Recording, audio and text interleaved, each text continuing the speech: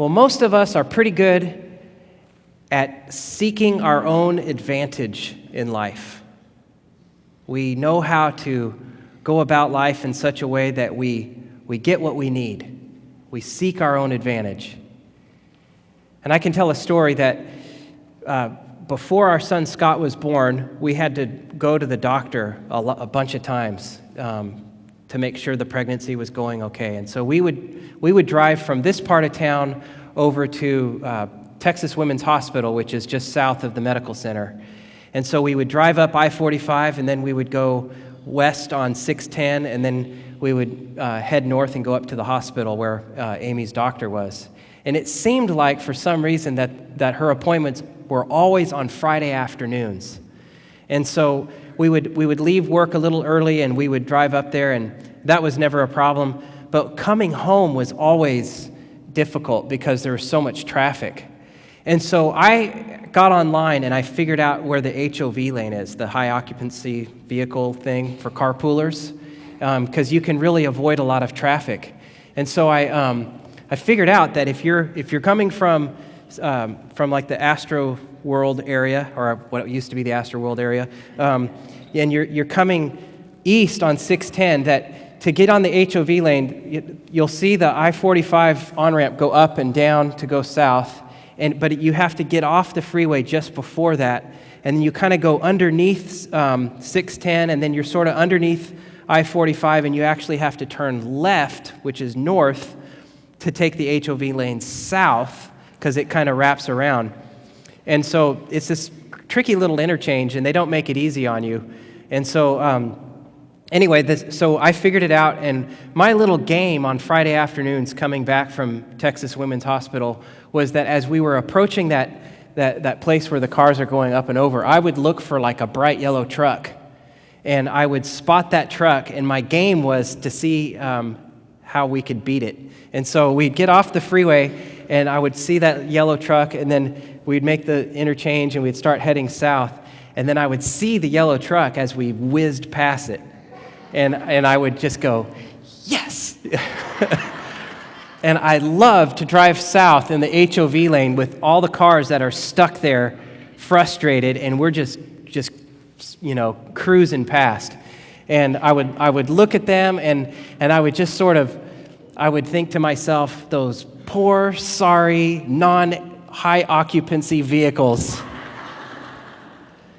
And I loved it. And I've used the HOV lane when there was no traffic, and it's not as satisfying. Because I think that seeking your own advantage in life is made sweeter when it's at the expense of somebody else, when somebody else is not getting the same advantage as you. I mean, think about it when you go to the store and you go to buy clothes and you go to the clearance rack. Doesn't it just make you happy when you get that really sweet deal and it's the last shirt like it, so nobody else can? Am I the only sick one here? I mean, I always feel so much better when I reach on the ground and I find free money, and it's a lot of money. The more money, the better. Obviously, because I want more money, but also because I know somebody lost lots of money. We like to seek our own advantage. We love to get a good deal, and we love to figure out ways to make sure that we get what we need, even if it's at the expense of other people. The problem is that if everybody in the world is constantly seeking their own advantage, the world starts to look really mean. The world starts to get really disharmonious, not very peaceful.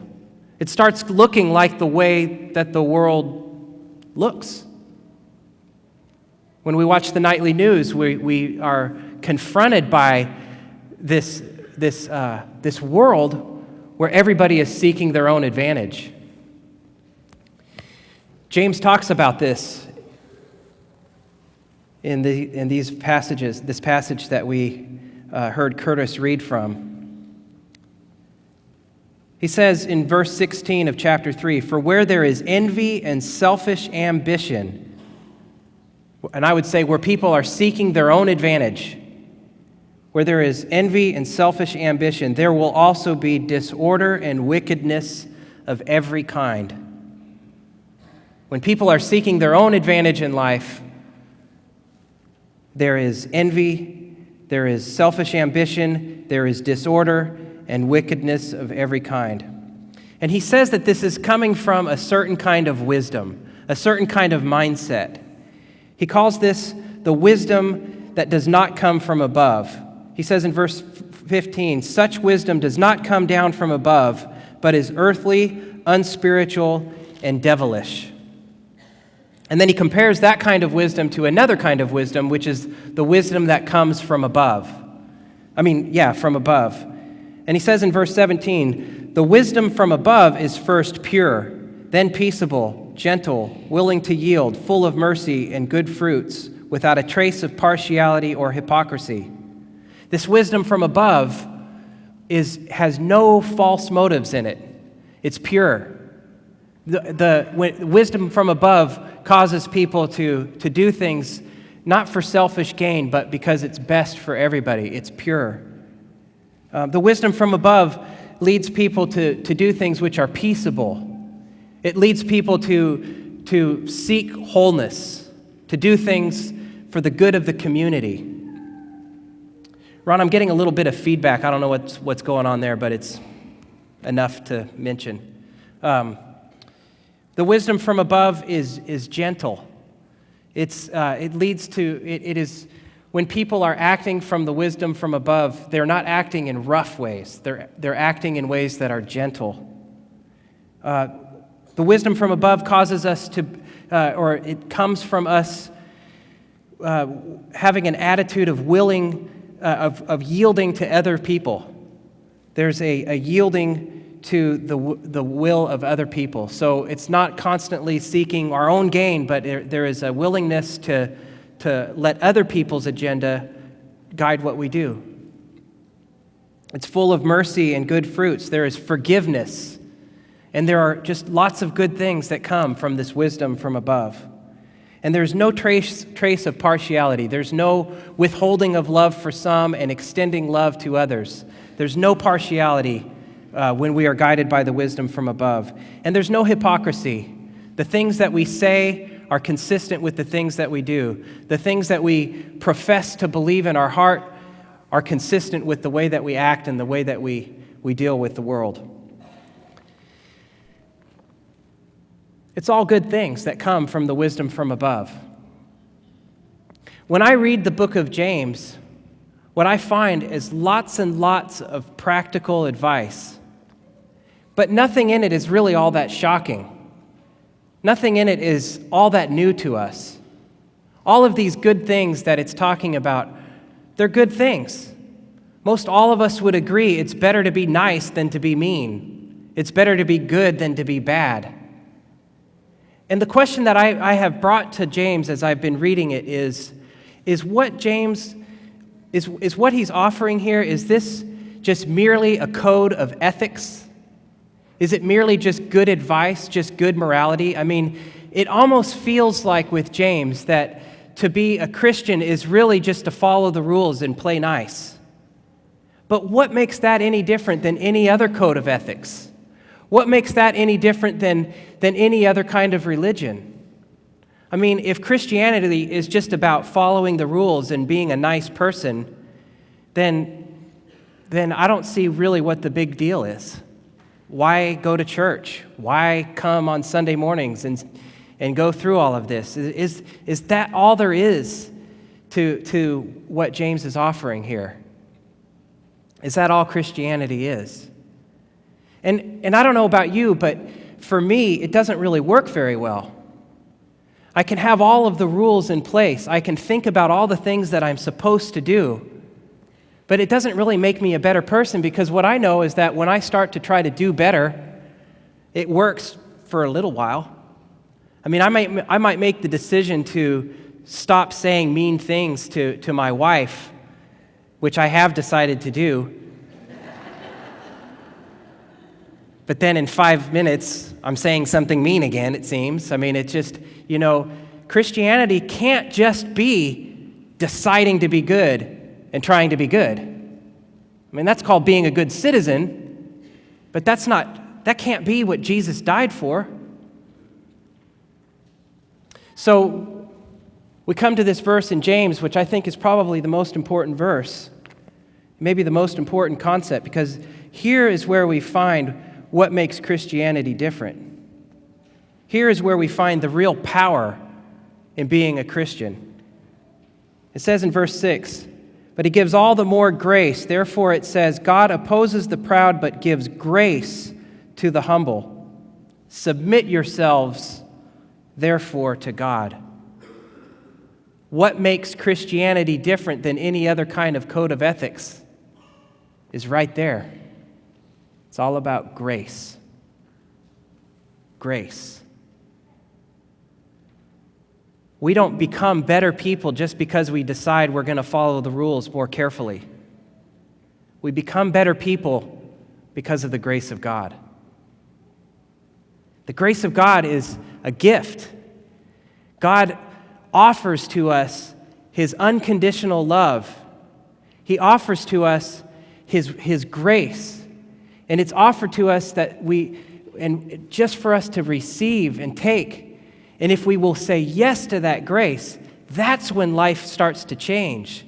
That's when we start to become different people.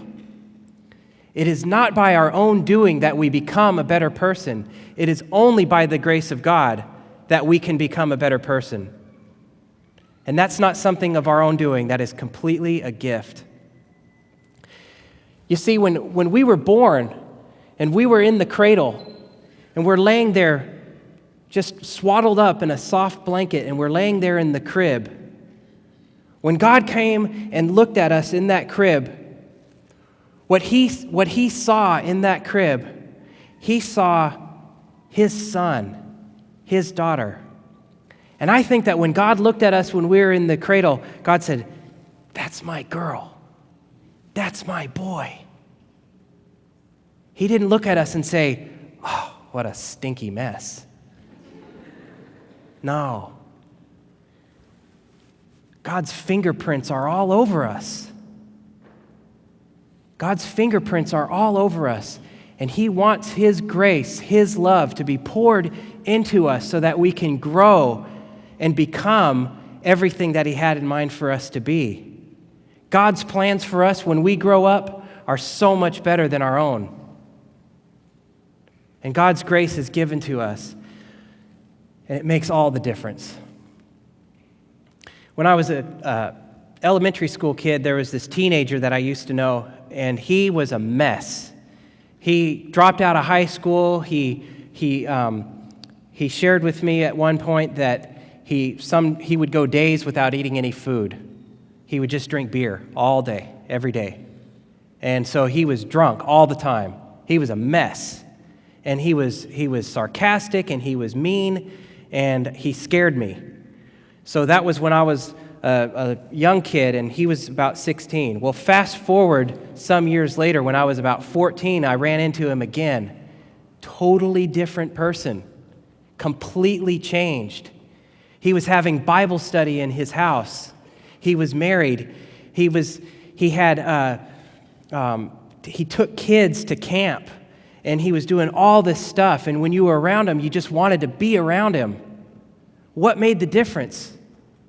Why was he one way at one time and then completely different later?